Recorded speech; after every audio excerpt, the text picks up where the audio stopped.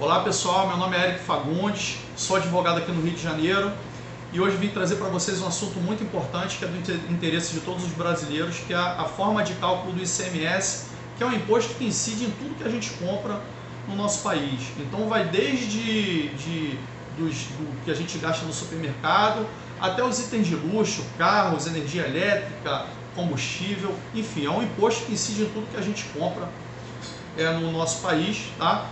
É um imposto, pessoal, que é de competência estadual, ok? Ele está previsto na nossa Constituição, no artigo 155, regulamentado pela Lei Complementar número 87 de 96, tá? Uma rápida explicação, pessoal, nós temos aqui três tipos de atos normativos que prevê a instituição do imposto. Temos primeiramente a Constituição, que está lá no ápice do ordenamento jurídico, e a Constituição ela define a competência tributária.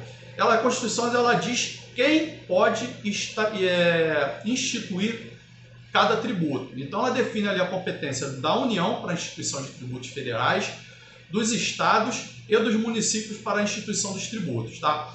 E a própria Constituição ela prevê que a regulamentação desses tributos elas são feitas por meio de leis complementares, tá? E no caso aqui do ICMS, nós temos a lei complementar, que é a Lei Candir, tá? A terceira espécie normativa que está prevista aqui, pessoal, é a lei instituidora, que é o Estado que vai instituir o seu tributo com base nos contornos dados pela Constituição e pelas leis complementares federais, ok? Então nós temos aí definidas as três espécies normativas, tá? A Constituição define como competência dos estados para a instituição de três principais tributos, tá, pessoal? Que são aqui os impostos ITCMD, que muita gente chama de ITD, tá? Que é um imposto de transmissão por causa, mortes e doação, é um imposto sobre herança que incide toda vez que é feito um inventário, seja inventário judicial ou extrajudicial, a transmissão ela não se dá sem o pagamento desse imposto, tá? Temos o ICMS, que é o Imposto sobre Circulação de Mercadorias e Serviços de Telecomunicações, que é o que nós vamos falar aqui hoje. E temos o IPVA, que é o imposto que incide sobre a propriedade de veículos automotores, tá, pessoal? Relembrando aqui que muita gente, uma dúvida que muita gente tem, por exemplo, sobre o IPVA, fala assim, o Eric, mas por que a gente paga o IPVA se as nossas estradas, se as nossas ruas são tão esburacadas, né? E aí eu relembro, né, pessoal, que os impostos, né, a natureza dos impostos é que eles não são tributos que não têm a sua receita vinculada ao fato gerador. Então não importa se pela propriedade de veículo automotor, isso não significa que a receita do imposto ela vai se reverter para a estrada, ela pode se reverter, por exemplo, para a segurança pública, para a saúde pública, para as políticas públicas de uma forma geral, para pagamentos de salários, enfim. O imposto ele não tem a receita vinculada à sua arrecadação. Tá? Mas isso aqui foi só um parênteses, vamos prosseguir aqui no ICMS, que foi a nossa razão da nossa exposição de hoje. Tá? A própria Constituição ela define que lei complementar ela vai definir os contornos dos tributos, isso está aqui no nosso artigo 146 da Constituição, e em especial as bases de cálculo, que é o que nós vamos falar aqui hoje, que é sobre a base de cálculo do ICMS, que está ali relacionada com o cálculo do imposto, ok? No artigo 155, inciso 12 da Constituição, que fala também especificamente aqui do CMS, que cabe à lei complementar federal, que no caso aqui é a Lei Candir, é fixar a base de cálculo do imposto. E aqui eu chamo a atenção de vocês para um aspecto da redação desse artigo, que fala assim, fixar a base de cálculo de modo que o montante do imposto a integre. Opa! Então olha só, pessoal, o montante do imposto integra a sua base de cálculo. Isso aqui, pessoal, dá uma certa confusão. E aqui é isso aqui que nós queremos desvendar hoje para mostrar para você como é feito o cálculo do ICMS. Tá? Isso aqui é chamado, pessoal, do cálculo por dentro, o cálculo do ICMS por dentro. Tá? Esse dispositivo ele é replicado na Lei Complementar 87 de 96, no seu artigo 13, no parágrafo 1º, inciso 1. Que fala o montante do próprio imposto constituindo o destaque, mera indicação para fins de controle. Então, pessoal, aqui nos traz outra informação importante. O destaque, aquilo que está escrito lá na sua nota fiscal, é uma mera indicação. Aquilo não reflete a realidade da carga tributária incidente naquele imposto ali, tá? Então, integra a base de cálculo o montante do imposto. E é isso que nós vamos ver agora, tá bom, pessoal? Então, para vocês terem noção aqui, né, como eu falei lá da lei instituidora, a lei que institui o ICMS aqui no Rio de Janeiro é a 2657, em São Paulo é a 6374, tá? E nesses estados nós também temos aqui o Fundo Estadual de Combate à Pobreza, que representa um incremento de 2% na alíquota do vigente do ICMS para cada produto que é comercializado nesses estados. Eu acredito que em outros estados também, tá, pessoal? E agora nós vamos nos debruçar sobre a base de cálculo do imposto, tá? Então, aqui para considerar que uma situação hipotética, eu coloquei aqui o imposto sobre energia elétrica, que pela Lei Candia é considerado uma mercadoria, né? Então passível da incidência do imposto. Temos aqui um valor de operação de R$100, né, que eu coloquei aqui para vocês. É R$100 aqui o valor da operação. No Rio de Janeiro, a alíquota do ICMS é de 32%, já incluído aqui o Fundo Estadual de Combate à Pobreza. Né? Num cálculo normal, pessoal, qual seria o valor do imposto devido? Seria o imposto de R$32, que seria 32% de R$100, que é o valor da operação. Né? Mas esse imposto ele é calculado por dentro, como eu expliquei para vocês, e o imposto, o montante do imposto, ele integra a sua base de cálculo. Então, nós temos aqui que a base de cálculo ela é composta pelo valor da operação, que no caso aqui é o valor de R$100, mais os R$32, que é o montante do imposto. Opa! Espera aí.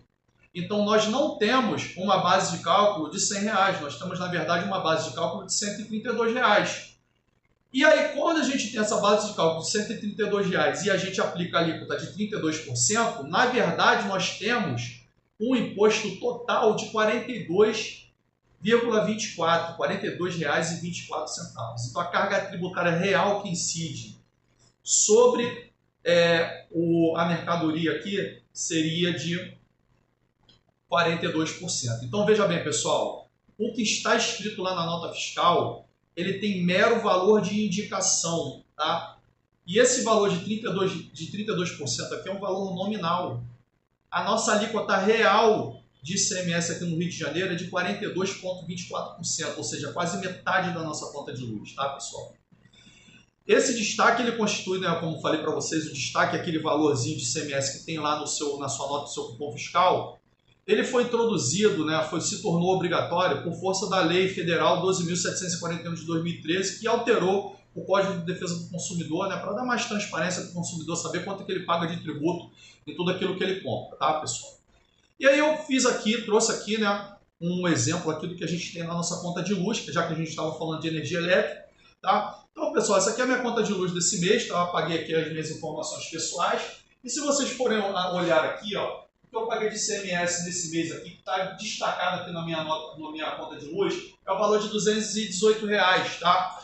Mas, pessoal, esse de R$218 é a alíquota nominal, porque a minha alíquota real é de 42,24%. Botei 20, é 24, botei 29. Então, o que eu paguei de ICMS desse mês foi R$ 288,19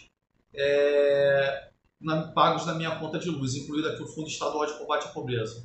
Pessoal, agora vamos colocar o pé no chão, pessoal. Nós estamos pagando 42% de ICMS na energia no Rio de Janeiro. Estamos pagando quase metade da nossa conta de luz de energia, tá?